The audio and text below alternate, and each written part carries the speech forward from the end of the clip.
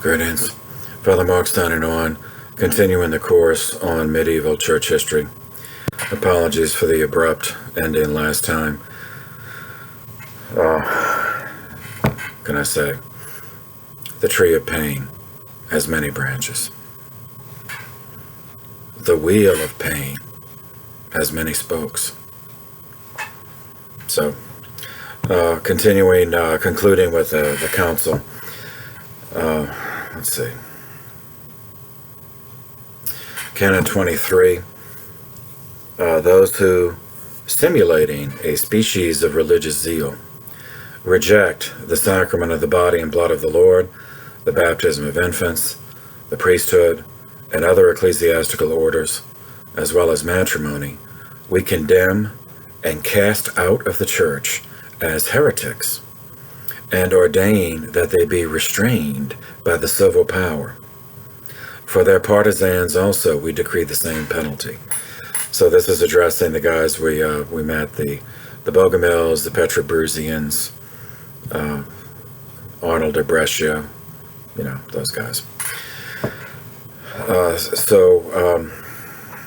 40 years passed between this council, the Second Lateran Council, in 1139, and the next one in 1179. So this Second Lateran ended in 1139. The following year, 1140, a battle occurred in southern Germany, outside a town named Weinsberg. Battles in Germany, certainly in the 12th century, were commonplace, but this one's historically significant because it was the first time that the terms Guelph and Ghibelline were used to distinguish two different political philosophies, both of which are going to impact the church in the medieval period and trigger yet another round of church-state disputes. So to define our terms, the term Guelph, spelled G-U-E-L-P-H,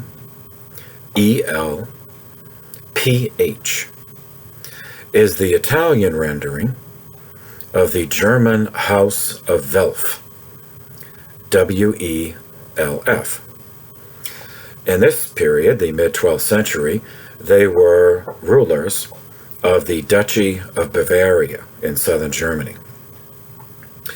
The dukes of the House of Welf promoted a political philosophy of decentralization in the Holy Roman Empire, such that the emperor would be a figurehead only and exercise no direct jurisdiction outside of his personal family holdings. So speaking analogously with American history, these would be the states' rights type people, as opposed those who opposed a strong central government, strong federal government.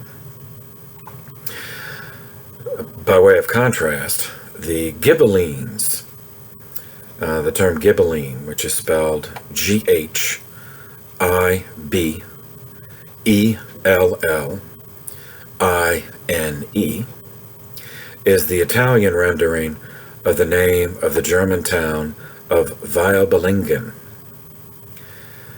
spelled W-A-I-L-B-L-I-N-G-E-N, which contained the ancestral castle of the House of Hohenstaufen, spelled H-O-H-E-N-S-T-A-U-F-E-N.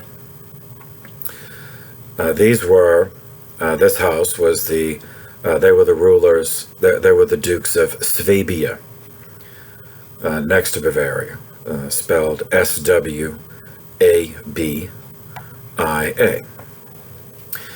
2 years previous to this, in 1139, they began asserting their claim to be Holy Roman emperors and kings of Germany.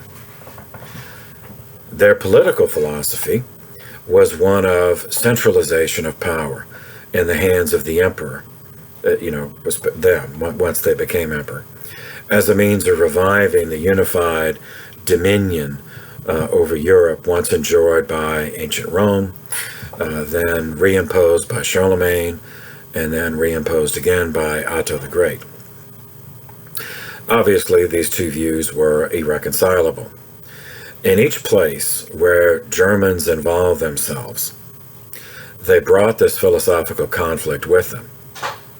This includes the Crusader states of Outremer, the Latin kingdom of Jerusalem, as well as Italy, which is going to affect the church. In northern Italy, the inability of any power to assert long-term governance meant that the individual cities developed notions of local autonomy that were consistent with those being put forward by the House of Welf in Germany.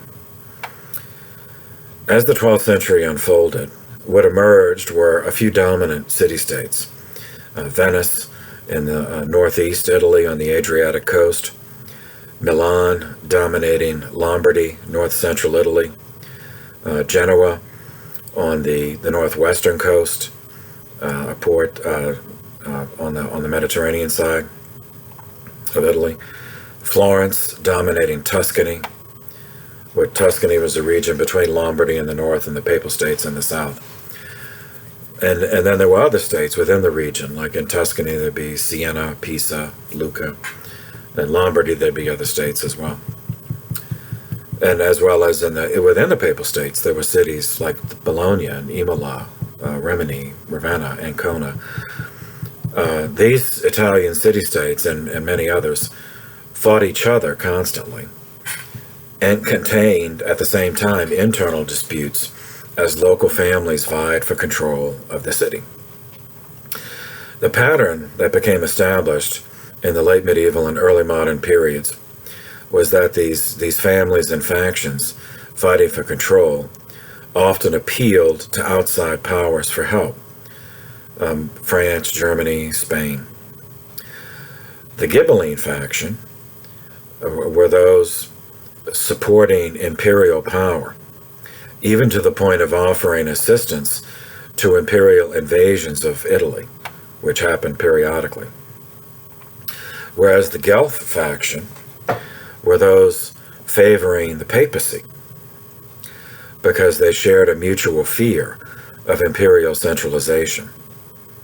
As the Holy See knew, if the Ghibellines got their way and Italy was reunified as a constituent country within the Holy Roman Empire, that meant eliminating the independence of the Papal State. Betrayals, switching sides were common, as allegiances were based on self-interest rather than on genuine ethical principles. And the result was chaos for Italy. That really set Italy behind. It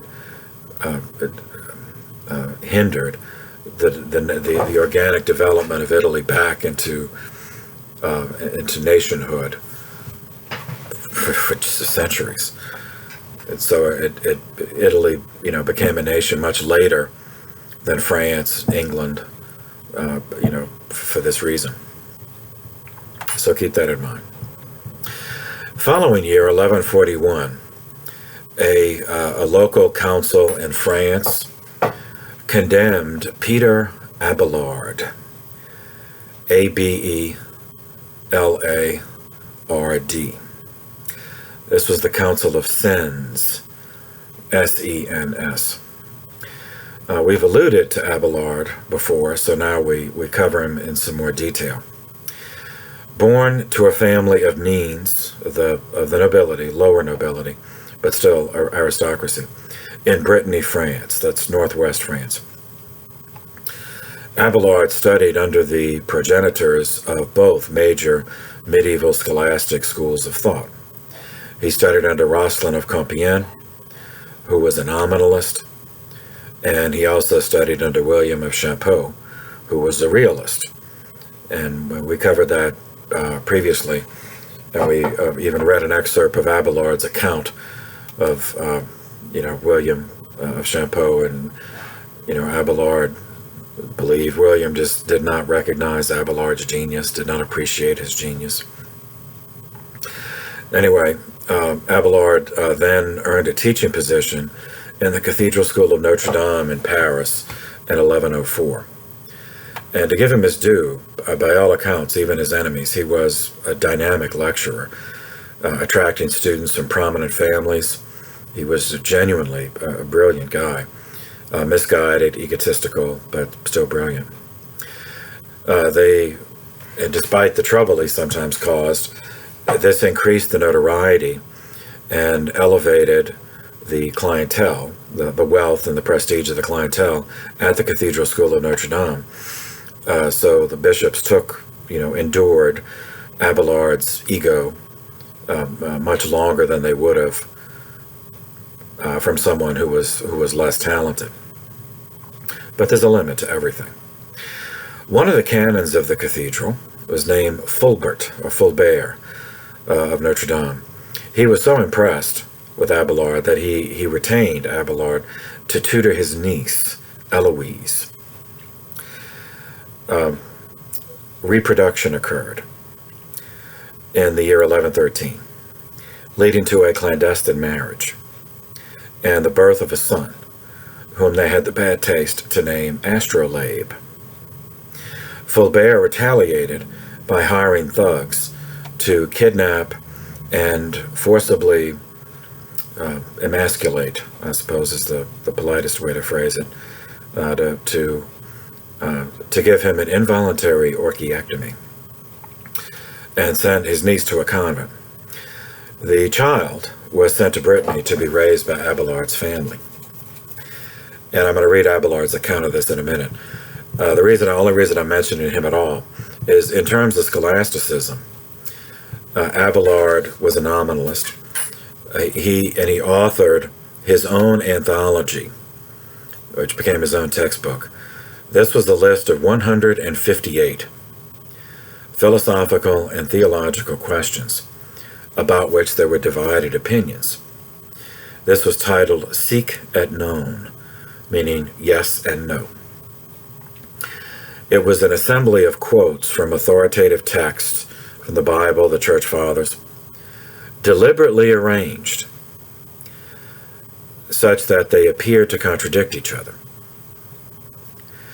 And it was presented with his characteristic sarcasm and condescension. This work, combined with his teaching nominalism, is what led to his condemnation in 1141. The word nominalism was not used in the condemnation, but what was condemned was the assertion of nominalism, that the ideals that did not have independent existence, that objective truth did not exist. In this case, it was with regard to the Trinitarian dogma of the Trinity.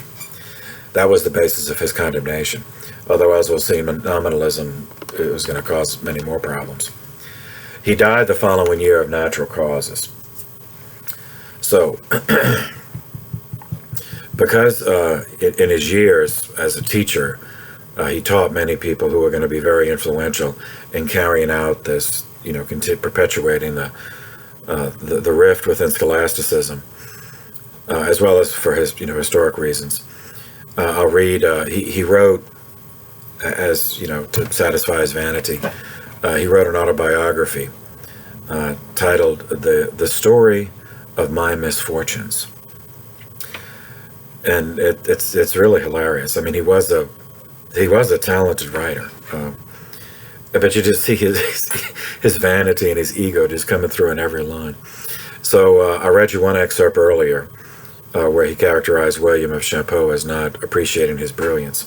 So now I'll read his account of Eloise, his relationship with Eloise, and what happened to him. And we'll see just it's basically a scumbag, just a prideful scumbag he was. This is from chapter 6 of the story of his misfortunes. Quote, "Now there dwelt in the same city of Paris a certain young girl named Eloise, the niece of a canon who was called Fulbert. Her uncle's love for her was equaled only by his desire that she should have the best education which he could possibly procure for her. It was this young girl whom I, after carefully considering all those qualities which are wont to attract lovers, determined to unite with myself in the bonds of love, and indeed the thing seemed to me very easy to be done. So distinguished was my name, and I possessed such advantages of youth and comeliness, that no matter what woman I might favor with my love, I dreaded rejection from none. Thus, utterly aflame with my passion for this maiden, I sought to discover means whereby I might have daily and familiar speech with her, thereby the more easily to win her consent. For this purpose, I persuaded the girl's uncle, with the aid of some of his friends, to take me into his household, for he dwelt hard by my school, in return for the payment of a small sum. My pretext for this was that the care of my own household was a serious handicap to my studies, and likewise burdened me with an expense far greater than I could afford. More even than this, by his own earnest entreaties, he fell in with my desires beyond anything I had dared to hope, opening the way for my love. For he entrusted her wholly to my guidance, begging me to give her instruction whensoever I might feel I might be free from the duties of my school, no matter whether by day or night, and to punish her sternly if ever I should find her negligent in her tasks. In all this, the man's simplicity was nothing short of astounding to me. I should not have been more smitten with wonder if he had entrusted a tender lamb to the care of a ravenous wolf. So you see that he's even he knows he's a scumbag, and he's admitting it. He's making fun of Fulbert for being naive, but Fulbert trusted him. And I mean, granted, in retrospect, Fulbert was certainly in, and the whole thing about punishing her, that's kind of creepy. And there's more. Some of this I had to cut out because I want this to remain a family-friendly channel. But this, yeah, that was, anyway, okay.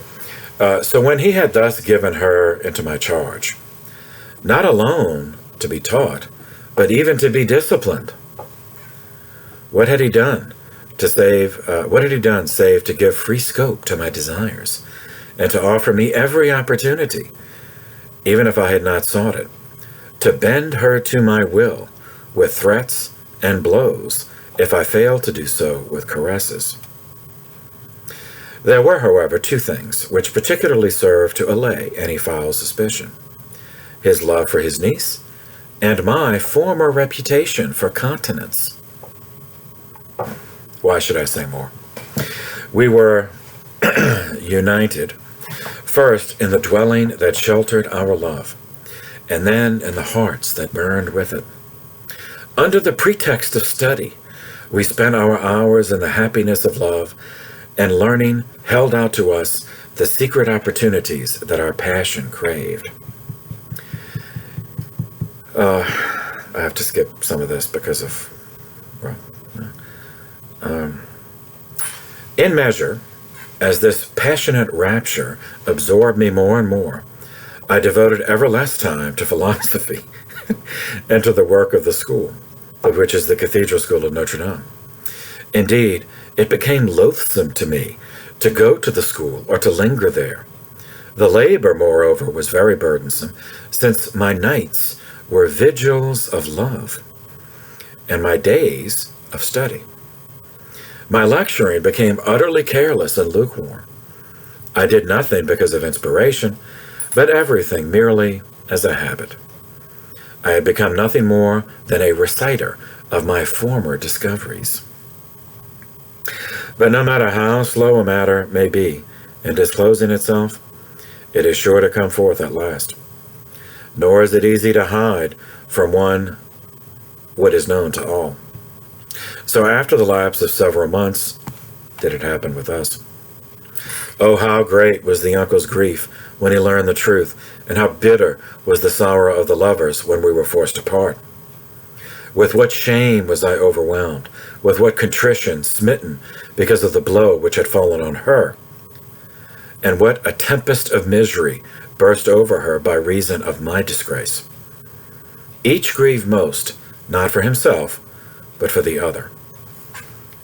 Now, I find that difficult to believe for him, that he would grieve more for her than for himself, because this guy was not one to think about other people.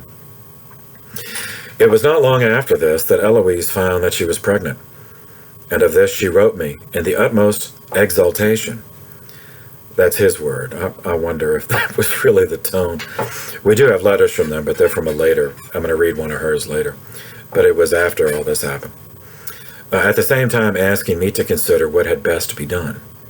Accordingly, on a night when her uncle was absent, we carried out the plan we had determined on, and I stole her secretly away from her uncle's house, sending her without delay to my own country. She remained there with my sister until she gave birth to a son, whom she named Astrolabe. An astrolabe is a navigation device. It is obsolete. It was supplanted by later, but at this period it was a navigation device. Name your son that. God, these people. Meanwhile, her uncle, after his return, was almost mad with grief. Only one who had seen him could rightly guess the burning agony of his sorrow and the bitterness of his shame. What steps to take against me, or what snares to set for me, he did not know. At length, however, in pity for his boundless grief, and bitterly blaming myself for the suffering which my love had brought upon him through the baseness of the deception I had practiced, I went to him to entreat his forgiveness, promising to make any amends that he himself might decree.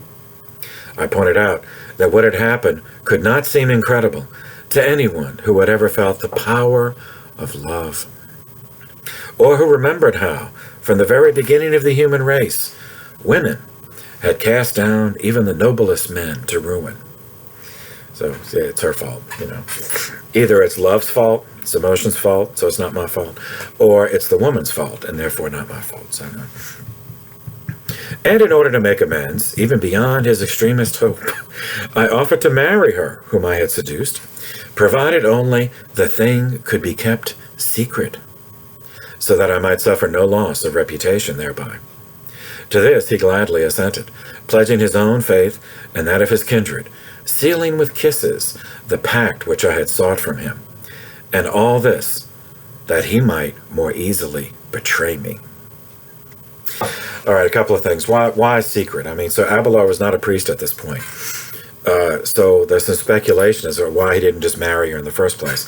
Well, there are a couple of reasons. I'm not defending her. I'm just saying that, the explanations.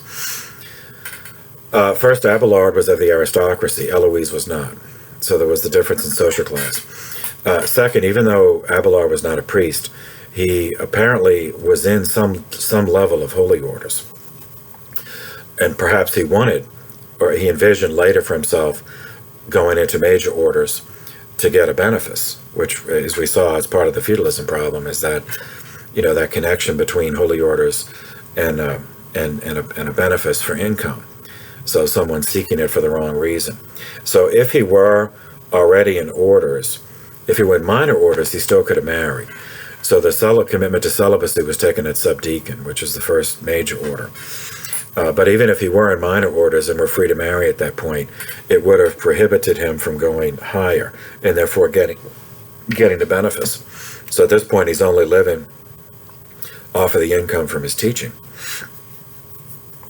So this is what's behind the secret marriage thing. So apparently he was going to secretly marry her to pacify the uncle, but keep it secret so that he could still deceive yet again, as he had already deceived Fulbert, but not this time deceive the church, and get a major orders and then a benefice. So the more easily betray him. So evident from Abelard's perspective, Fulbert agreed to the marriage, but already knew what he was going to do. So he agreed to it to put Abelard off his guard. And so then Fulbert, he hired some thugs, and they ambushed Abelard and then castrated him. Surprisingly, he did not hemorrhage out, or he didn't get an infection and die. Okay, so chapter 8 picks up after that, right after the ambush and the castration. Quote, "When morning came," this is the morning after the deed was done in Fulbert, and it was announced, or it was, became common knowledge. "When morning came, the whole city was assembled before my dwelling. It is difficult, nay, impossible, for words of mine to describe the amazement which bewildered them, the lamentations they uttered, the uproar with which they harassed me, or the grief with which they increased my own suffering.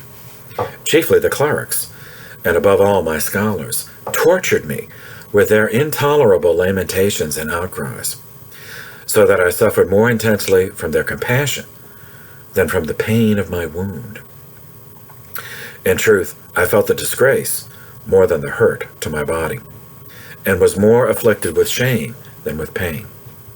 My incessant thought was of the renown in which I had so much delighted, now brought low, nay, utterly blotted out so swiftly by an evil chance. I saw, too, how justly God had punished me in that very part of my body whereby I had sinned.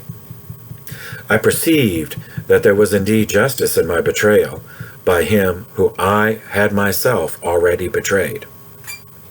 And then I thought how eagerly my rivals would seize upon this manifestation, how this disgrace would bring bitter and enduring grief to my kindred and my friends, and how the tale of this amazing outrage would spread to the very ends of the earth.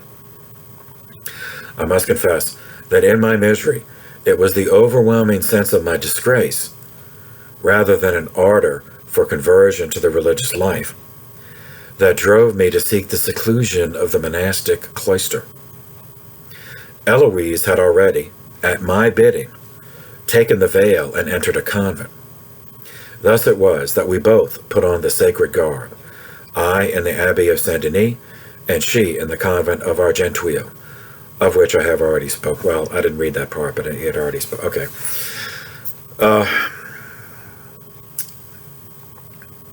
So he, at this point, he enters he becomes a Benedictine.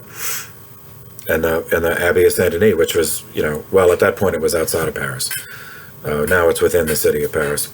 And he told her to go into a convent. Now, Eloise was 22. We know this from another source. The Abbey of Cluny wrote about this.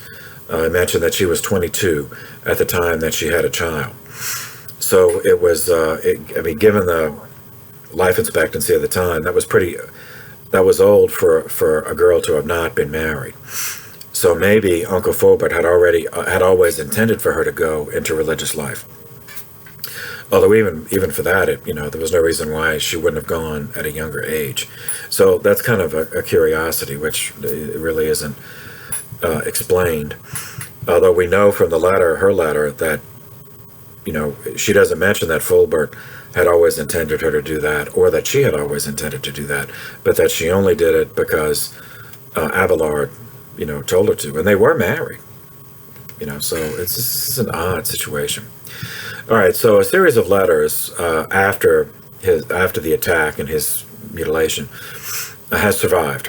Here is an excerpt of the first letter Eloise wrote to Abelard after his mutilation, after he had settled into the Abbey of Saint-Denis in Paris, and she settled into the convent of Argenteuil, which was in the countryside. All right, I'll skip some of this. Pick up, quote. This is Eloise writing to Abelard. Your letter, written to a friend for his comfort, beloved, was lately brought to me by chance. Seeing at once from the title that it was yours, I began the more ardently to read it, and that the writer was so dear to me, that I might at least be refreshed by his words, as by a picture of him whose presence I have lost. Almost every line of that letter, I remember, was filled with gall and wormwood, to wit, those that related the miserable story of our conversion, and thy unceasing crosses, my all. Thou didst indeed fulfill in that letter what at the beginning of it thou hadst promised thy friend, namely, that in comparison with thy troubles he should deem his own to be nothing, or but a small matter. After setting forth thy former persecution by thy masters, then the outrage of supreme treachery upon thy body, thou hast turned thy pen to the execrable jealousy and inordinate assaults of thy fellow pupils, namely Alberic of Rheims and Ludolf the Lombard. That's another dispute I'm not going to get into. And what by their instigation was done to that famous work of theology, and what to thyself, as it were, condemned to prison, thou hast not omitted. So these guys are the ones that reported. They reported him to Saint Bernard of Clairvaux, and Saint Bernard is the one that got it up the hierarchy that this guy was teaching a nominalist approach to the Trinity, which was heretical, and so that led to Abelard's condemnation and the condemnation of his work, the Yes and No, the Seek It Known. From these thou comest to the machinations of thine abbot and false brethren, and the grave detraction of thee by those two pseudo-apostles, stirred up against thee by the aforesaid rivals, and to the scandal raised by many of the name of the Paraclete, given to the oratory and departure from custom. So that's, anyway, it's all part of the same thing.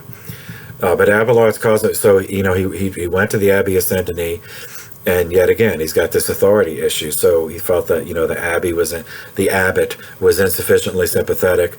The abbot had not stood up for him, at least from Abelard's perspective, when he was accused of heresy at the instigation of these two students. All right, I'll skip down. Which things I deem that no one can read or hear with dry eyes, for they renewed in fuller measure my griefs. So diligently did they express each several part, and increase them the more, and that thou relatest that thy perils are still growing, so that we are all alike driven to despair of thy life, and every day our trembling hearts and throbbing bosoms await the latest rumor of thy death. But whatsoever it be, of which thou mayest write to us, thou wilt confer no small remedy on us, if only in this, that thou wilt show thyself to be keeping us in mind.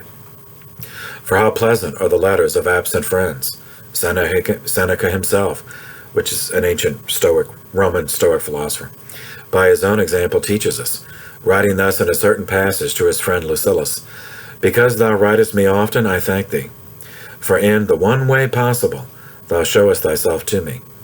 Never do I receive a letter from thee, but immediately we are together. Now, that exchange, that's Seneca writing to a friend after Seneca was exiled. So when he was exiled, he wrote to his mother, and he also wrote to some friends. So that's what that's the reference. That was the only way he could visit them, was by letter. And so this leads into Eloise's complaint that the letter she's referring to that Abelard wrote was not written to her. It was written to a friend, and that friend showed it to her, so he had not written to her yet. Heal, I beseech thee, the wounds that thou thyself hast given, who art so busily engaged in healing the wounds given by others. Thou hast indeed humaned thy friend and comrade, and paid the debt as well of friendship and of companionship. But by a greater debt thou hast bound themselves to us, Eloise meaning herself, whom it behooves thee to call not friends, but dearest friends, not comrades, but daughters, or by a sweeter and holier name, if any can be conceived. As to the greatness of the debt which binds thee to us, neither argument nor evidence is lacking. That any doubt be removed, and if all men be silent, the fact itself cries aloud. For of this place thou, after God, art the sole founder, the sole architect of this oratory, the sole builder of this congregation. Nothing didst thou build here on the foundation of others. All that is here is thy creation. All right. So Abelard created. He using his own resources, and probably those of his family, created this convent to put Eloise in after the birth of her of their child and after his castration. And he put her there, you know. Wherefore, to no little amazement, thine oblivion moves the tender beginnings of our conversion, that neither by reverence for God, nor by love for us, nor by the examples of the Holy Fathers, hast thou been admonished to attempt to comfort me. As I waver, and am already crushed by prolonged grief, either by speech in thy presence, or by a letter in thine absence. So this tells us Eloise didn't want to go in religious life. Apparently, she actually wanted to marry him. And initially, we know from other sources that she did not want to do the secret marriage. She wanted to marry him openly, which also suggests that he was only in minor orders at that point. He was not in major orders. But she did it. You know, she went in this. So she agreed to the secret marriage before his castration. Then after, he used his resources to set up this place for her and put her there. And she's not too happy about it. And he hasn't gone to visit her, even though he's certainly not in prison. He hasn't visited her, nor has he written to her. Okay, back to the quote. And yet thou thyself knowest to be bound to me by a debt so much greater, and that thou art tied to me more closely by the pact of the nuptial sacrament, and that thou art the more beholden to me, and that I ever, as is known to all, embrace thee with an unbounded love. Thou knowest, dearest, all men know what I have lost in thee, and in how wretched a case that supreme and notorious betrayal took me myself also from me with thee, and that my grief is immeasurably greater from the manner in which I lost thee than from the loss of thee. And if the name of wife appears more sacred and more valid, sweeter to me is ever the word of friend. For it is not by being richer or more powerful that a man becomes better. One is a matter of fortune, the other is a matter of virtue. Tell me one thing only, if thou canst. Why, after our conversion, which thou alone didst decree, I am fallen into such neglect and oblivion with thee, that I am neither refreshed by thy speech and presence, nor comforted by a letter in thine absence. Tell me one thing only, if thou canst, or let me tell thee what I feel, nay, what all suspect. Concupiscence joined thee to me, rather than affection, the ardor of desire, rather than love. When, therefore, what thou hast desired ceased, all that thou hadst exhibited at the same time failed. This, most beloved, is not mine only, but the conjecture of all, not peculiar, but common, not private, but public.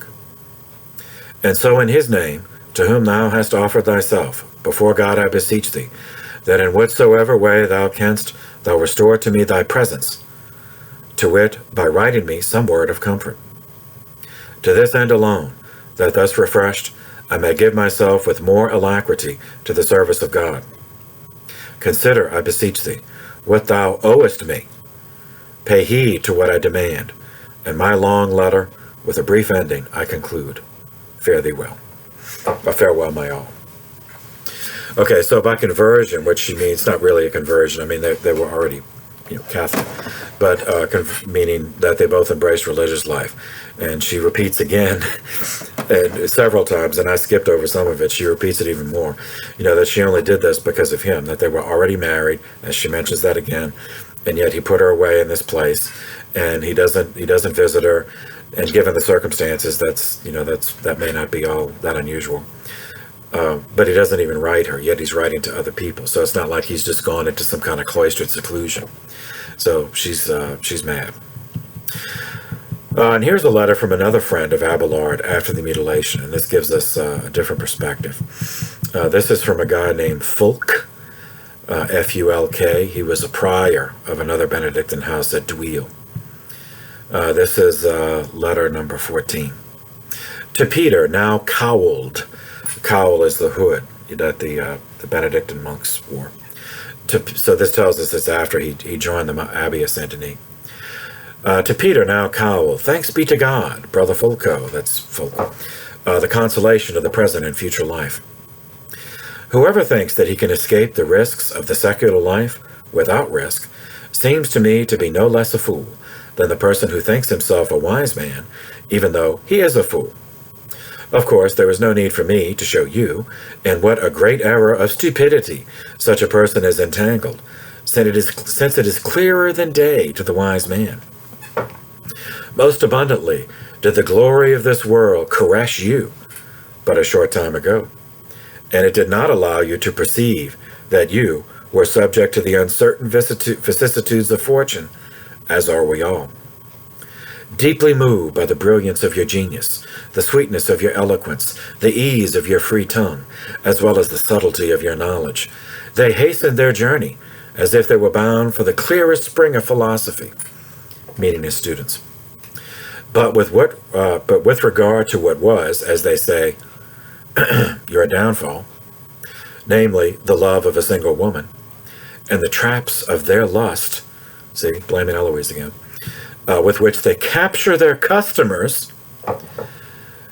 Now they're suggesting she was a prostitute, and that she certainly, there's no evidence of that. It seems better for me to remain silent. You see, this is after going into, after saying it, but I'm not going to say that. Remain silent rather than to say something not in keeping with our order or the rule of religious life. For talk of such things often does good men more harm than good. Perhaps because you were carried away inside yourself, and indeed above yourself, by the convergence of good things upon you. You boiled up most foolishly into pride, the beginning and plague of all evils. And as those who came to hear you most often say, with an air of boasting, you esteemed all others, even the saints who had devoted themselves to wisdom, as your inferiors. So he gives us an indication of his lectures and his ego. But the all-powerful honor and kindness of God, who makes the wind of pride vanish and multiplies the grace of humility, who despises no one in just judgment, who is languishing in the disease of pride, and is laboring under other illnesses of the spirit. He, taking pity on you, subdued the inflammation of your mind and the pride of your eyes with this kind of adversity, so that you would not be proudly wise within yourself. You would cease to neglect other good men through your vituperation, and you would shine forth from now on in the sanctity of your purity and your praiseworthy devotion to continence. How much this small part of your body, the partenuncula, which you have lost by the judgment in favor of omnipotent God, had injured you and did not cease injuring you as long as it remained. The diminution of your wealth teaches better than my words can show. In truth, whatever you were able to acquire by speaking in the sale of your knowledge, with the exception of food and what was needed for necessities, you did not cease to sink into the maw of consuming fornication. So this tells us Eloise was not the first, that he patronized prostitutes also. You have indeed borne the punishment of your body in this age, and perhaps you think yourself, or think that others consider you more worthless, according to the vanity of the world. But everyone's opinion is unfortunate, and it is a reputation utterly devoid of true reason. Instead, if you would truly examine, alone and with yourself, what is just and good by frequent and studious meditation, you would discover, once your vanity has been set aside, how much this mutilation of your parts offers you. And then he goes on, and it's rest about making the best of a bad situation. But you get the point. He was basically a scumbag, and eventually it caught up with him. Okay, back to moving to another scholar, this one from England, and his contributions. So 4 years later, 4 years after his condemnation at Sens in 1144, which brings us to 1148. A guy named John of Salisbury, from England, wrote a work titled the Metalogikos. It was a treatise in 4 books defending the study of logic and philosophy. Significant because this is the first medieval treatise since Boethius, whom we covered way back, to show acquaintance with all 6 parts of Aristotle's Organon. And I talked about that in the section on Boethius. So this is significant not only because of the content, and it's important for that. John of Salisbury was a well-regarded scholar in his time in scholasticism, but it also shows us how the texts, as a result of the different vectors we talked about, the text of the Greek corpus of antiquity made its way through the trade routes from the Muslim lands back into Western Europe. So there's John of Salisbury.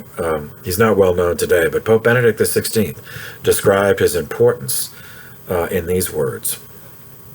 John of Salisbury, who belonged to one of the most important schools of philosophy and theology in the Middle Ages, that of the Cathedral of Chartres in France, was born in Salisbury, England, between 1100 and 1120.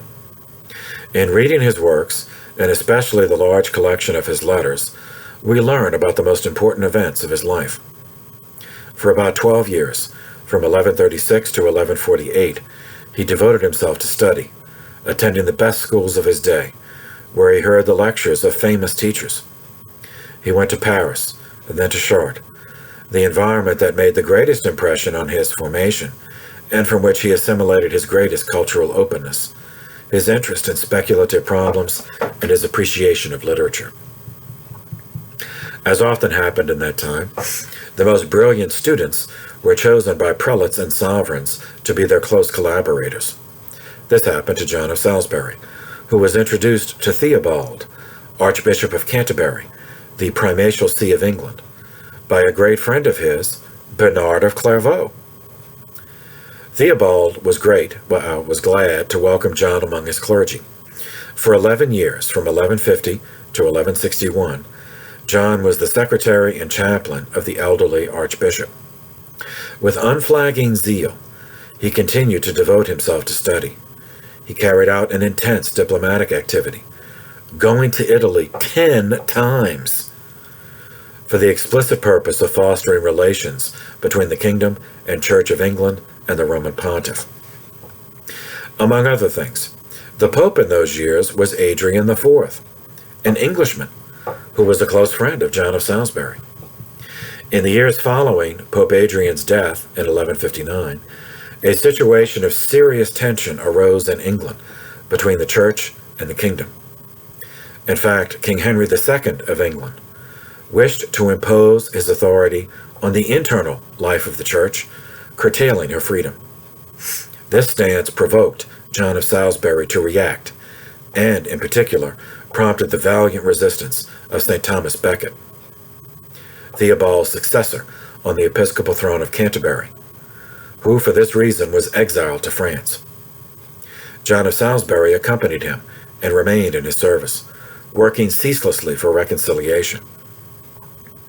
In 1170, when both John and Thomas Becket had returned to England, Thomas was attacked and murdered in his cathedral. He died a martyr and was immediately venerated as such by the people. John continued to serve faithfully, the successor of Thomas as well, until he was appointed Bishop of Chartres, where he lived from 1176 until the year of his death. I would like to point out 2 of John of Salisbury's works that are considered his masterpieces, bearing the elegant titles Metalogikon, in defense of logic, and Polycratius, the man of government. In the first of these works, not without that fine irony that is a feature of many scholars, he rejects the position of those who had a reductionist concept of culture, which they saw as empty eloquence and vain words. John, on the contrary, praises culture, authentic philosophy, that is, the encounter between rigorous thought and communication. That encounter producing effective words. He wrote, quote, "Indeed, just as eloquence is not illuminated by reason, is not only rash but blind, so wisdom that does not profit us from the use of words is not only weak, but in a certain way is mutilated. Indeed, although at times wisdom without words might serve to square the individual within his own conscience, it is of rare or little profit to society." End quote. This is a very timely teaching. Today, what John described as eloquence, that is, the possibility of communicating with increasingly elaborate and widespread means, has increased enormously. Yet the need to communicate messages endowed with wisdom, that is, inspired by truth, goodness, and beauty, is more urgent than ever. There is a great responsibility that calls into question in particular the people who work in the multiform and complex world of culture, of communications, of the media. And this is a realm in which the gospel can be proclaimed with missionary zeal. In the Metalogicon, John treats the problem of logic, in his day a subject of great interest, and asks himself a fundamental question: what can human reason know? To what point can it correspond with the aspiration that exists in every person, namely, to seek the truth? John of Salisbury adopts a moderate position based on the teaching of certain treatises of Aristotle and Cicero. In his opinion, human reason normally attains knowledge that is not indisputable, but rather probable and arguable. Human knowledge, this is his conclusion, is imperfect because it is subject to finiteness, to human limitations. Nevertheless, it grows and is perfected thanks to the experience and elaboration of correct and consistent reasoning, able to make connections between concepts and the reality, through discussion, exchanges, and knowledge that is enriched from one generation to the next. Only in God is there perfect knowledge, which is communicated to the human being, at least partially, by means of revelation received in faith, which is why the knowledge of faith, theology, unfolds the potential of reason and makes it possible to advance with humility in the knowledge of God's mysteries.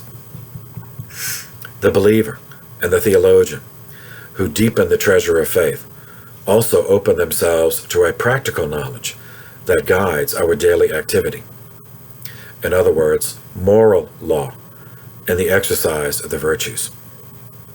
John of Salisbury writes, quote, "God's clemency has granted us his law, which establishes what is useful for us to know and points out to us what is legitimate for us to know of God and what it is right to investigate. In this law, in fact, the will of God is explained and revealed so that each one of us may know what he needs to do." End quote. That end quote from the Metalogicon, but continuing the quote from Benedict. According to John of Salisbury, an immutable objective truth also exists. I'll interject here, so this means he was a realist like William of Champeaux, and not a nominalist like Roscelin of Compiègne or Peter Abelard. Immutable objective truth also exists, whose origin is in God, accessible to human reason, and which concerns practical and social action. It is a natural law that must inspire human laws and political and religious authorities so that they may promote the common good. This natural law is characterized by a property that John calls equity, that is, the attribution to each person of his own rights. From this stem precepts that are legitimate for all peoples, and in no way can they be abrogated. This is the central thesis of the Polycraticus, the treatise on philosophy and political theology, in which John of Salisbury reflects on the conditions that render government leaders just and acceptable. whereas other arguments addressed in this work are linked to the historical circumstances in which it was composed. The theme of the relationship between natural law and a positive juridical order, mediated by equity, is still of great importance today. In our time, in fact, especially in some countries, we are witnessing a disturbing divergence between reason, whose task is to discover the ethical values linked to the dignity of the human person, from freedom, whose responsibility is to accept and promote them. In my most recent encyclical, Caritas in Veritate, in addressing people of goodwill who strive to ensure that social and political action are never separated from the objective truth about man and his dignity, I wrote, quote, "Truth and the love which reveals it cannot be produced. They can only be received as a gift. Their ultimate source is not and cannot be mankind, but only God, who is himself truth and love." Okay, in long term, this idea, the belief and the truth of that there is an objective truth, objective goodness, truth, and beauty, and this idea that the objective truth requires equity to balance the equation between authority needed for public order and individual freedom needed for their relationship with God. All of this is going to have long-term implications on politics and philosophy to develop, as the Middle Ages progressed, a political ideology with regard to divine right of kings, and that will be in opposition to papal authority. So now of course so much of the world is atheist, but in this case, even when you have both sides believing in God, they interpret that. What does that mean differently? Like, who did God put in charge? The secular in charge of the temporal, and the church in charge of the sacred. But which one is more important? The secular would see themselves as more important because the church needs the secular to protect it, whereas the church would see the spiritual as superior because the spiritual is eternal, whereas the temporal, by definition, is not.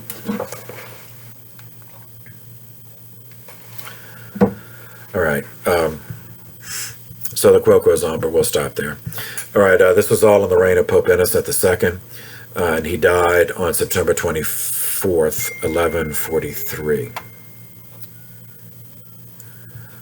Owing to the successful diplomacy through which Pope Innocent II brought the Lateran Council to a conclusion, his death was followed by the first peaceful papal election in 82 years.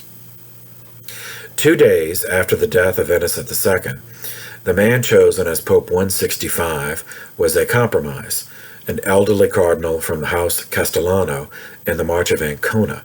That's on the Adriatic side of Italy, the eastern side of Italy. Therefore, not having a history against either House Puglioni or House Frangipani, whom we saw in previous sessions, were powerful houses in Rome that caused problems. This guy was baptized with the name Guido. He was the younger son. His father, the nobilumo, Don Niccolo de Castellano, sent him into the church, in the course of which he studied under Peter Abelard in France, and earned the scholastic rank of Magister. Pope Callistus accepted him into ecclesiastical service, ordaining him a subdeacon and appointing him a scribe in the papal chancery, a scriptor apostolicus.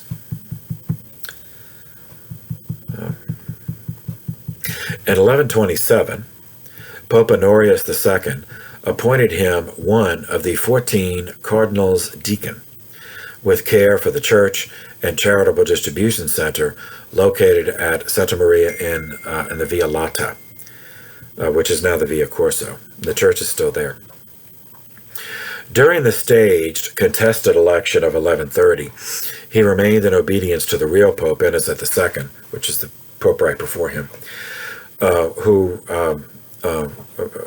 rewarded him by raising him to the rank of being one of the 25 cardinals priest in 1130, entrusting him with the Basilica of San Marco in Rome. In 1140, further, Cardinal Guido was appointed papal legate to France. He was back in Rome in time to participate in the papal election of 1143. He accepted election, much to his surprise, on September 26th, taking the papal name Celestine II. He reigned for only 5 months and 13 days. So we can avail ourselves of this brevity to catch up with events elsewhere that were gathering momentum to cause trouble for soon-to-be-elected popes. In this task, we begin with Sicily. We last left southern Italy and Sicily in the hands of the House of de Hauteville, established by Norman mercenaries under the leadership of Robert Guiscard. When Guiscard died in 1085, the succession to his realm was complicated by his amorous history, as follows. In 1051, the good Robert, the good Guiscard, married Albarada, with whom he had 2 children, one of whom was named Bohemond, Bohemond.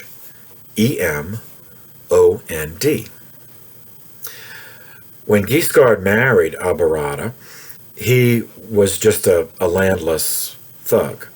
He was a younger son of Tancred de Hauteville, so he was not going to inherit the land in France.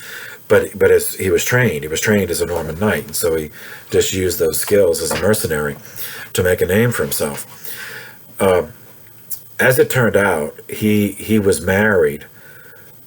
He was related by consanguinity too closely to Albarada, and he did not get it dispensed. So after stealing a realm for himself, which we already covered previously, he sought legitimacy as a ruler by dumping Albarada, and marrying a Lombard princess named Sicilgata, with whom he had another 8 children, including Roger Borsa, Borsa. Technically, Bohemond, a son by his first wife, was illegitimate. So the realm went to Roger Borsa, even though Roger was the younger son by his second wife, but he was legitimate. However, Bohemond was a trained and experienced Norman knight, and he did not accept this predicament, because he was the elder, and he was more experienced than Borsa, plus he was a better soldier. The warfare between them inflicted material ruin on southern Italy, allowing local nobles and city-states to assert effective autonomy, forfeiting all the gains won by their father Guiscard. Roger Borsa was reduced, in practical terms, to being Duke of Apulia and Calabria in southern Italy. Bohemond went on the First Crusade in 1095 to steal a realm for himself in the Holy Land, which he did. Meanwhile, their cousin, Roger II, who was the son of Guiscard's brother, took control of the island of Sicily. So keep that in mind. Leaving them for a moment, we turn north to visit Germany and the Holy Roman Empire, where the situation was even more complex. The Salian dynasty, with which so many popes had struggled in the investiture controversy, came to an end when the Emperor Henry V, died of cancer in Utrecht on the 23rd of May, 1125. Heinrich had no surviving children, but he did have a wife, the Empress Matilda. She was the daughter of the King of England, Henry I, and her mother was a princess of Scotland, who, just for the sake of confusion, was also named Matilda. That Matilda, her mother, was the daughter of King Malcolm III of Scotland. When Heinrich V died, His wife Matilda returned to England, at which point her brother Henry I, who was King of England, arranged a second marriage for her with a French guy, Geoffrey Plantagenet, Count of Anjou. So we're going to meet all these people again. So Plantagenet, the House of Plantagenet, is spelled Plantagenet.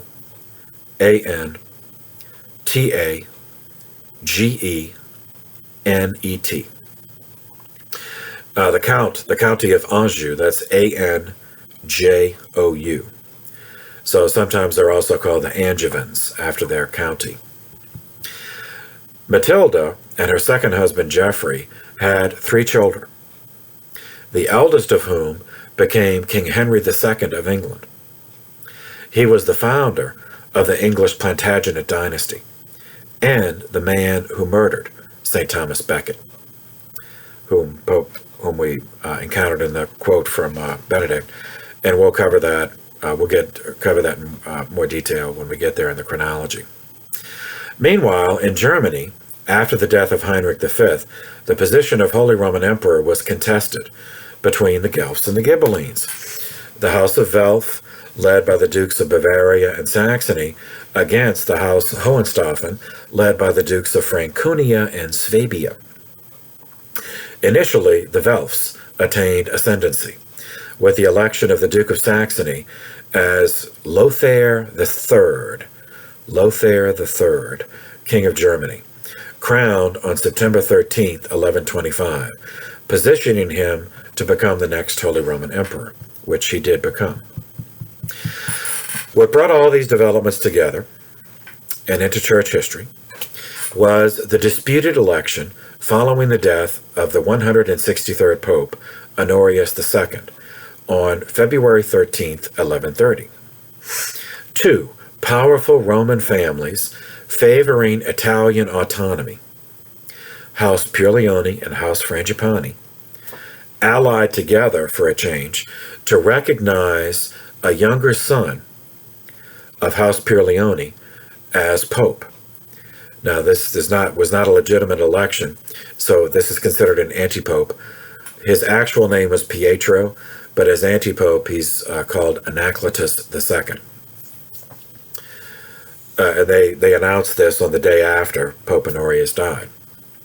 Meanwhile, the rest of the cardinals and electors chose Cardinal Deacon Gregorio Papareschi as Pope 164, who took the papal name Innocent II, and it's his reign we just finished. So his family name is Papareschi,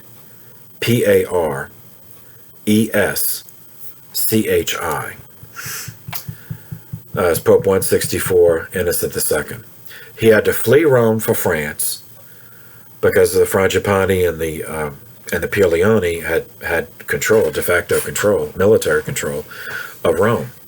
So in France, he found support from Saint Bernard of Clairvaux, whom we've met last time, and through Saint Bernard, the Holy Roman Emperor Lothair III joined his cause. So Innocent II had Bernard, he had France, he had Germany.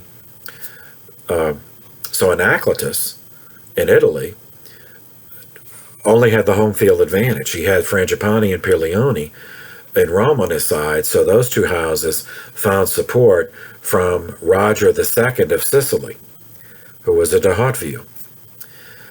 And the way they secured it is anti-Pope Anacletus obligingly crowned Roger II as King of Sicily on September 27th, 1130. So the others, Pope Innocent and Saint Bernard, say, okay, we have England, we have France, and we have Germany on our side. Whereas this other guy just has 2 houses in Rome, 2 families in Rome, and this Roger guy, this Norman guy down in Sicily. So they were very confident. Well, Lothair and Innocent were not the first or the last to learn the danger of military confrontation with the Normans. King Roger crushed their army on the field and captured Pope Innocent II at the Battle of Galluccio on July 22nd, 1139. 3 days later, while still a POW, Pope Innocent signed a treaty, the Treaty of Mignano, recognizing Roger's title as king, even though that title was bestowed by an antipope.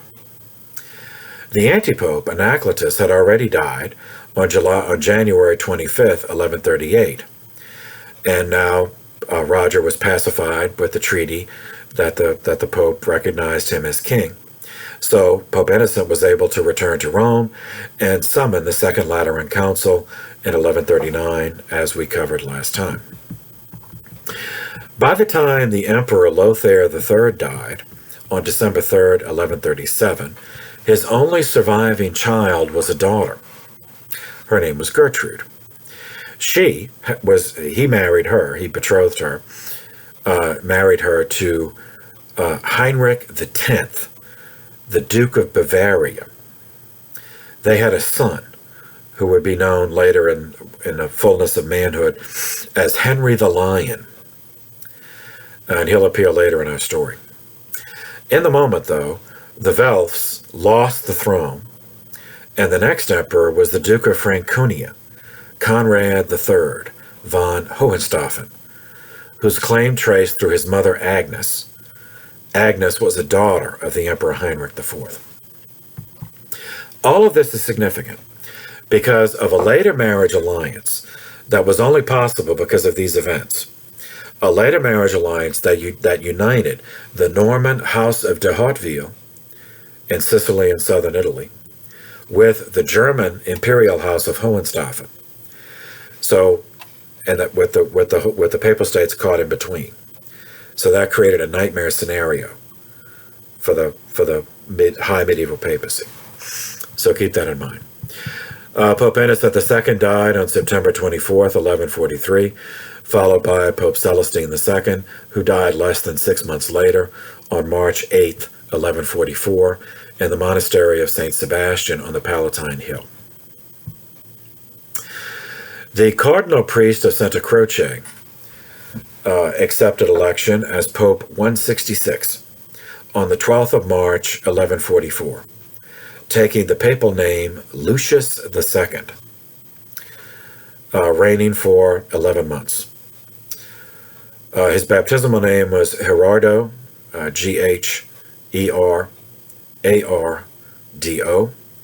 Cascianamenci, Caccianemici.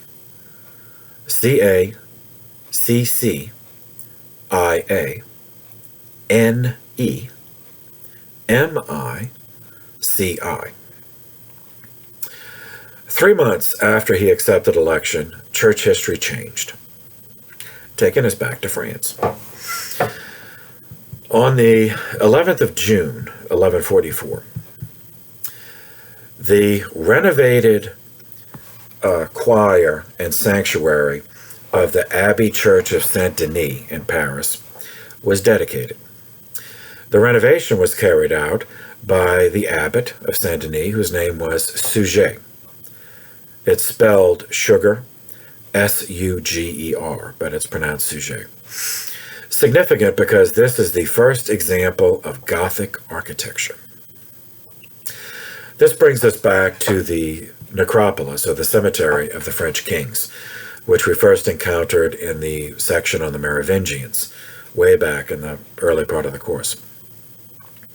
Recall the tradition that Saint-Denis, or Saint Denis, entered Gaul, France. The imperial province of Gaul became France, but he entered when it was the Roman province of Gaul as a missionary around the year 250, and was executed in Lutetia, later became Paris, 8 years later. Denis, or Denis, is the French contraction of the Latin Dionysius, which is the name Suger used for this saint. Gallic French Catholic tradition identified Saint-Denis, the martyred missionary, with Dionysius the Areopagite, converted during Paul's missionary visit to Athens, recorded in Acts of the Apostles, chapter 17, verse 34. So the historical reconstruction accepted at the time was that Dionysius, the biblical Dionysius, served as founding bishop of Athens, then traveled to Lutetia in Roman Gaul as a missionary, where he was martyred during the persecution of Decius. In between those two, he composed the treatises we covered earlier in the course, which many modern analysts dismiss as pseudo-Dionysius. We already covered all of that. Now, remember also in the Merovingian period with King Dagobert, the old abbey church of Saint-Denis, the previous big last renovation of it, was completed in the year 775. Suger, the abbot Suger, was born in France to a poor family, given to the abbey, given to the church at the age of 10 by his family, which is the feudalism problem, but he's a case of one who embraced his vocation and did much good for the church. In 1106, he became secretary to the abbot of Saint-Denis, and then in 1123, he became abbot of Saint-Denis, a position he held for the rest of his life until his death in 1151. By the year 1137, the abbey church was dilapidated and structurally unsound. So Abbot Suger began renovation of the west end of the church, building a new facade with 2 towers and 3 doors. In 1140, he moved from the west end to the east end. So the east end is where the sanctuary is. That's where Mass would be celebrated. But since this was an abbey church, that's also where the choir, which is the stalls where the monks would meet to recite the office, the divine office together. That was completed, the east end, the choir was completed in 1144. His design of what was called the chancel.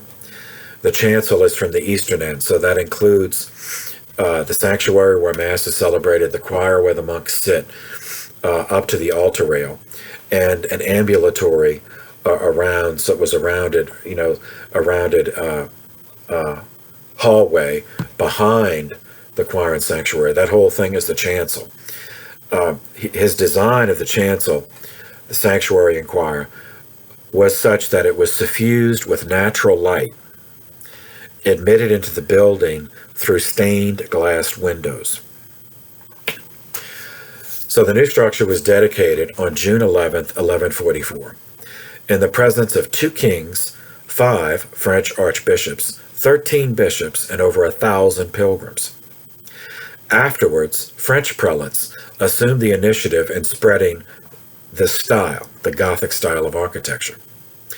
By the year 1148, Abbot Suger completed a book recording the renovation in detail, preserving for us both the practicalities of medieval construction as well as the spirituality motivating the whole endeavor. So note, for those of you who like to, the chronologies, this renovation was only part of an existing building. The first complete building intentionally planned in the Gothic style was the Noyon Cathedral, Noyon, also in France. Construction of that began in 1150. The essence of Gothic architecture was predicated on engineering innovations that enable structural changes to massive buildings, which opened up new opportunities for sacred art. Specifically, the French arch, which is the pointed arch. So remember earlier in the course we talked about Romanesque architecture, which is Roman-like architecture, which and the basic structural element was the Roman arch, the rounded arch. So the rounded arch was developed by the Romans, and it is a load-bearing arch. But that limits the width, since the whole arch has to bear weight of the ceiling above it or the floor above it, the second story above it, and the roof. There's only so wide it could go. So the French arch, the pointed arch, provided The pointed arch combined with another thing I'm going to talk about in a minute provided internal support in a different way, so that the whole pointed arch was not load bearing. Just the columns were load bearing, and the supports for it were load bearing, so that the walls did not have to be as thick or solid. So the walls could essentially be removed. Much of the stone walls between the columns could be removed and replaced by glass, stained glass, since it was not bearing the same weight. So in addition to the pointed arch was an extra support called the flying buttress. And so imagine, if a giant was standing outside of the church, it would be just like he's leaning up against the outside of the church. So you have a column. Well, that's not going to work. Let's see. So you have two columns, and there's the pointed arch above it, and then the roof over the pointed arch. Well, you have the flying buttress on the outside of the building, so that the weight is on the column, and without the support of a rounded Roman arch, that weight would be too much and the column would fall. But with the buttress on the outside, offering countervailing force, then it's enough to hold it. If you have a whole line of these arches and columns on the outsides of the building, so that's why the Gothic churches look the way they do. With the weight load largely relieved from the walls, the structure of Gothic buildings could be altered, as Suger did, such that the walls could be opened up and replaced with stained glass. Stained glass windows were inspired by Byzantine icons, meaning a two-dimensional sacred art, as opposed to statues, which are three-dimensional. But these were to be like icons, but rendered in translucent glass instead of painted on wood. The stained glass windows provided didactic and inspiring images for the faithful and appealed to the allegorical imagination of the medieval mind. Because, as Suger expressed it, the stained glass windows enabled man to paint the light that comes from God. All right, so let Suger explain it himself. Here's an excerpt on what was done. It's the Liber de Rebus, the book of the things done in his administration. It's very long, so we'll skip down to chapter 24. Having thus assigned these increases in revenue, he talks about the whole background of nothing just happens. Okay, so and money's not everything. That's true, but there's very little that you can do without money, and you certainly can't do renovations without money. So he goes through a whole thing in earlier chapters about how he reorganized. He improved made the fiefs, the farming on the fiefs attached to the abbey, or at least in the care of the abbey, more efficient. So that increased the revenue stream. Let's see.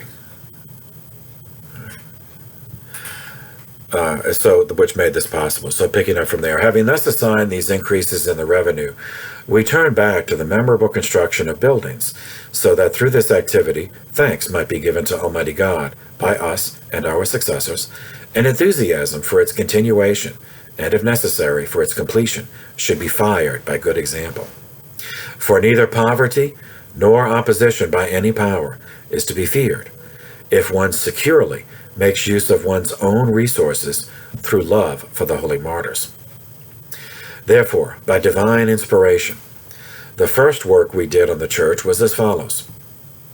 Because the walls were old and threatened to weaken in some places, having summoned the best painters we could find from various places, we devoutly had the walls repaired and worthily painted with gold and costly colors. I carried this task out all the more gladly because, even when I was a student, I had wanted to do so if ever I had the opportunity. Remember, he was given to this abbey at age 10, so he literally spent his whole life there. Chapter 25. Even while this was being carried out at great expense, however, because of the inadequacy we often felt on special days, such as the Feast of the Blessed Saint Denis, the Fair, and many other times, we began with the former main entrance. That's the west end.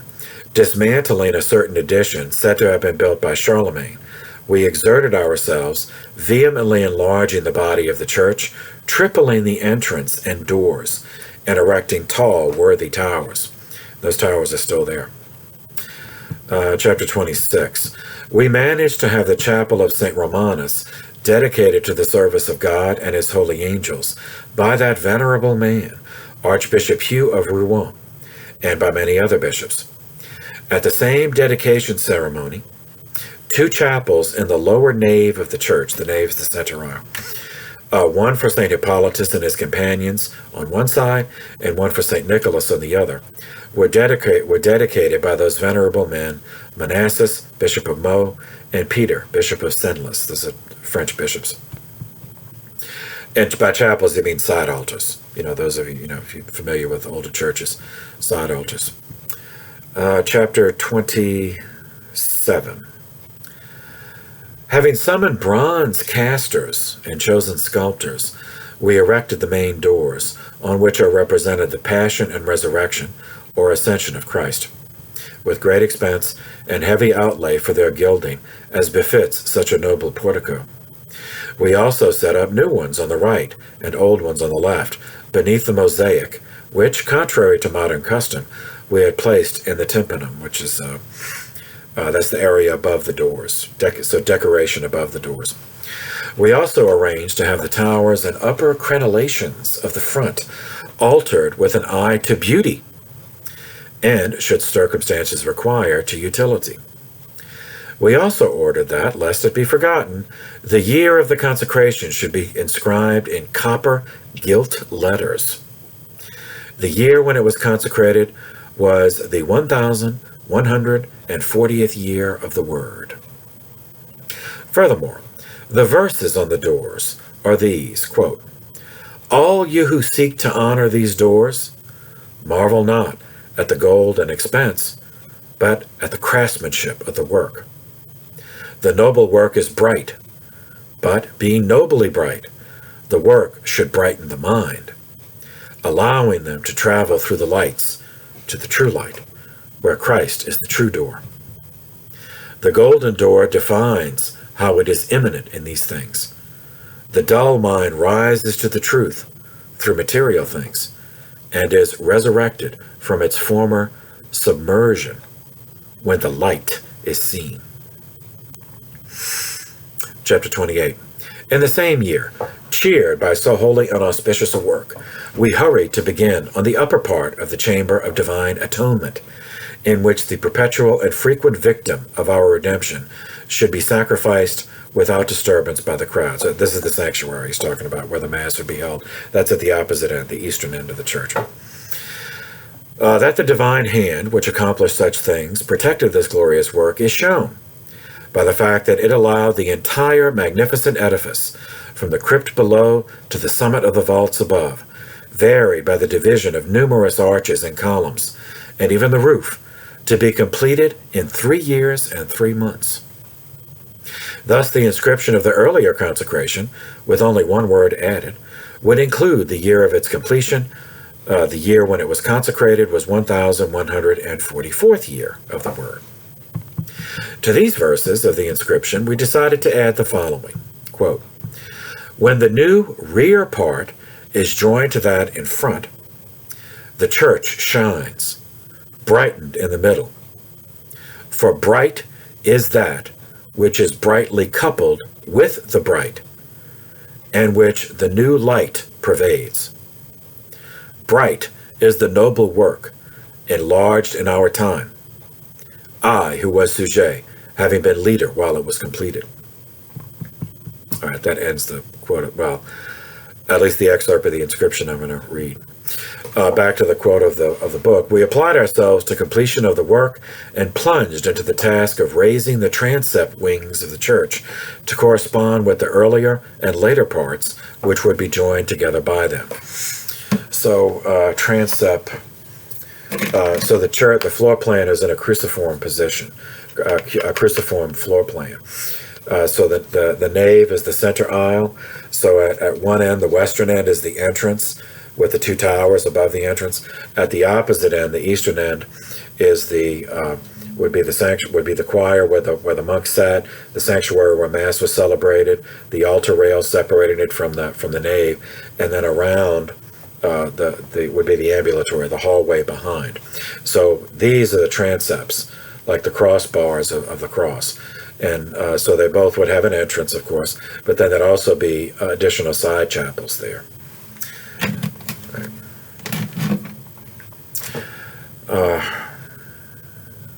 Skipping down, chapter 32.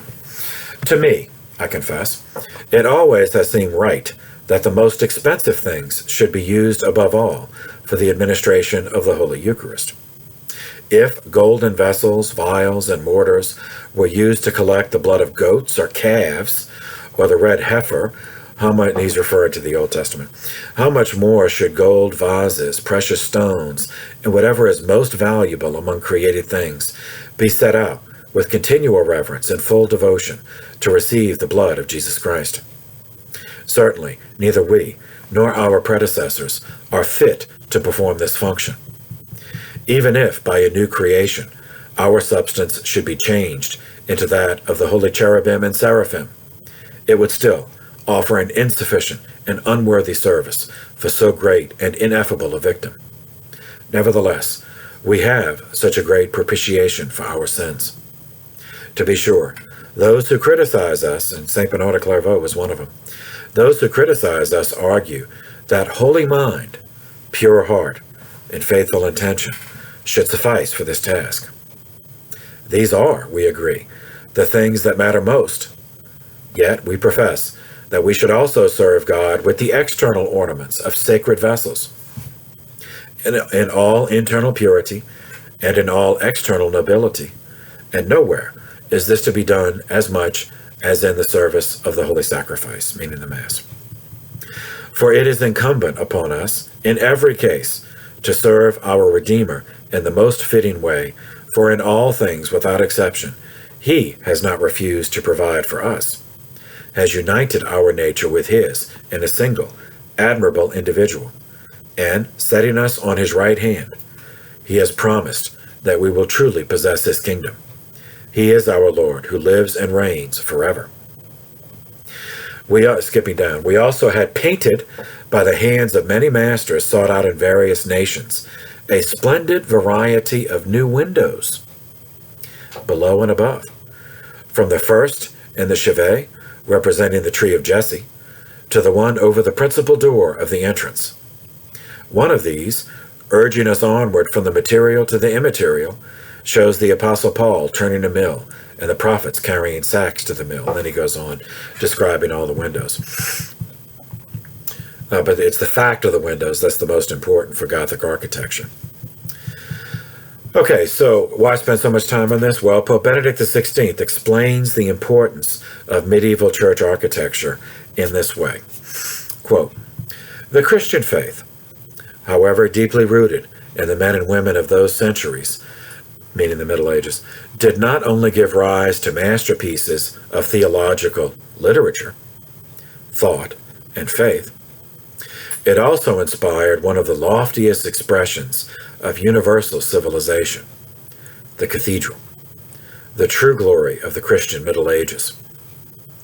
Indeed, for about 3 centuries, from the beginning of the 11th century, Europe experienced extraordinary artistic creativity and fervor. An ancient chronicler described the enthusiasm and the hard-working spirit of those times in these words: "It happens that throughout the world, but especially in Italy and in Gaul, people began rebuilding churches, although many had no need of such restoration, because they were still in good condition. It was like a competition between one people and another, One might have believed that the world, shaking off its rags and tatters, wanted to be reclad throughout in the white mantle of new churches. In short, all these cathedral churches, a large number of monastic churches, and even village oratories were restored by the faithful at that time. Various factors contributed to this rebirth of religious architecture. First of all, more favorable historical conditions, such as greater political stability, accompanied by a constant increase in the population and the gradual development of the cities, trade, and wealth. Furthermore, architects found increasingly complicated technical solutions to increase the size of the buildings, at the same time guaranteeing them both soundness and majesty. It was mainly thanks to the enthusiasm and spiritual zeal of monasticism at the height of its expansion that abbey churches were built in which the liturgy might be celebrated with dignity and solemnity. They became the destination of continuous pilgrimages, where the faithful, attracted by the veneration of saints' relics, could pause in prayer. So it was that the Romanesque churches and cathedrals came into being. They were characterized by the longitudinal development, the length of the aisles, in order to accommodate numerous faithful.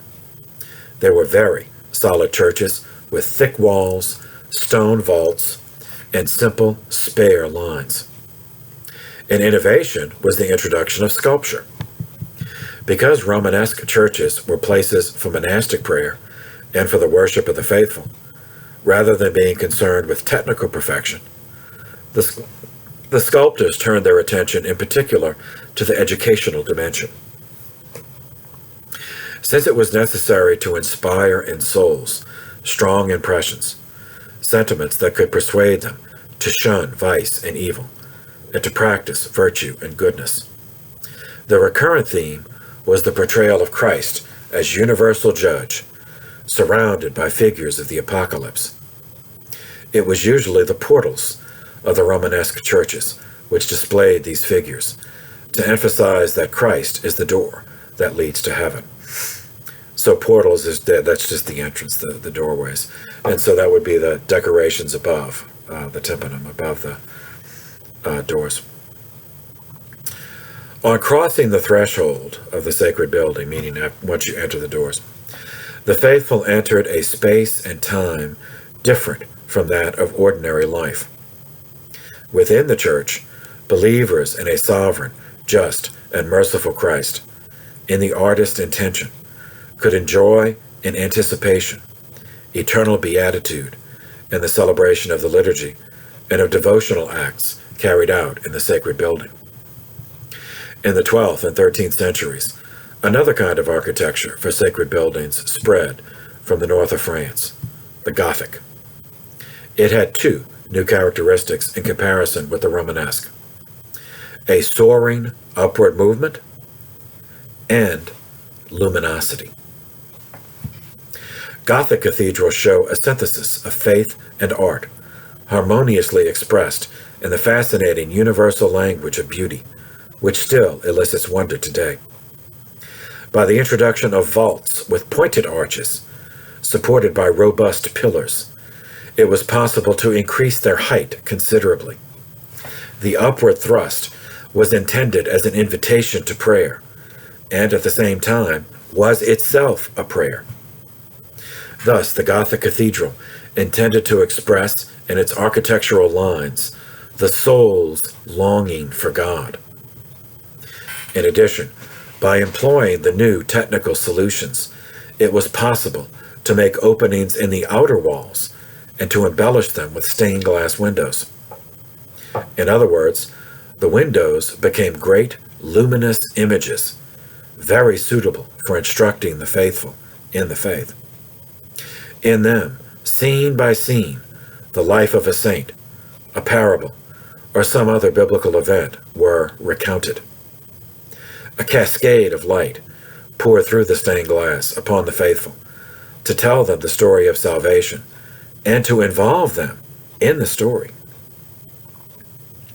Another merit of Gothic cathedrals is that the whole Christian and civil community participated in their building and decoration in harmonious and complementary ways. The lowly and the powerful, the illiterate and the learned, all participated, because in this common house all believers were instructed in the faith. Gothic sculpture, in fact, has made cathedrals into stone Bibles, depicting gospel episodes and illustrating the content of the liturgical year, from the Nativity to the glorification of the Lord. In those centuries, too, the perception of the Lord's humanity became ever more widespread, and the sufferings of his passion were represented realistically. The suffering Christ, an image beloved by all, and apt to inspire devotion and repentance for sins. Nor were Old Testament figures lacking. Thus, to the faithful who went to the cathedral, their histories became familiar as part of the one common history of salvation. With faces full of beauty, gentleness, and intelligence, Gothic sculpture of the 13th century reveals a happy and serene religious sense. Glad to show a heartfelt filial devotion to the Mother of God, sometimes seen as a young woman, smiling and motherly, but mainly portrayed as the Queen of heaven and earth, powerful, yet merciful. The faithful who thronged the Gothic cathedrals also liked to find there, expressed in works of art, saints, models of Christian life, and intercessors with God. And there was no shortage of the secular scenes of life. Thus, here and there are depictions of work in the fields, of the sciences, and the arts. All was oriented and offered to God in the place in which the liturgy was celebrated. We may understand better the meaning attributed to a Gothic cathedral by reflecting on the text of the inscription engraved on the central portal of Saint-Denis in Paris. And this is, I just read this already, actually from, so I won't reread it. So skipping down with the Benedict quote. I would now like to emphasize two elements of Romanesque and Gothic art that are also helpful to us. The first, the masterpieces of art created in Europe in past centuries are incomprehensible unless one takes into account the religious spirit that inspired them.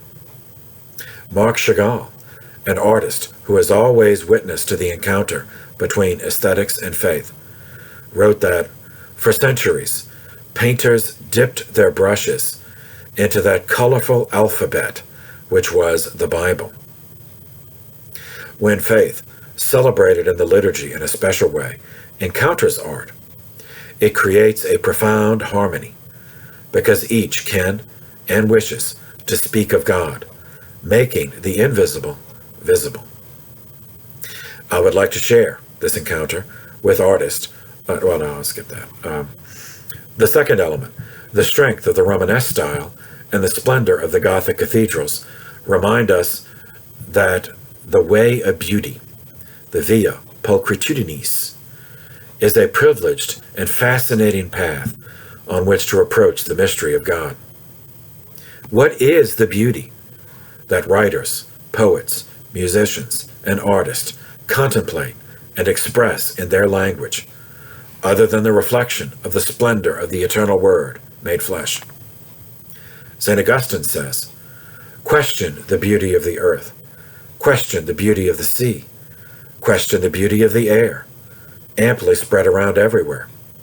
Question the beauty of the sky, question the serried ranks of the stars, question the sun, making the day glorious with its bright beams, question the moon, tempering the darkness of the following night with its shining rays, question the animals that move in the waters, that amble about on dry land, that fly in the air, their souls hidden, their bodies evident, the visible bodies needing to be controlled, the invisible souls controlling them. Question all these things.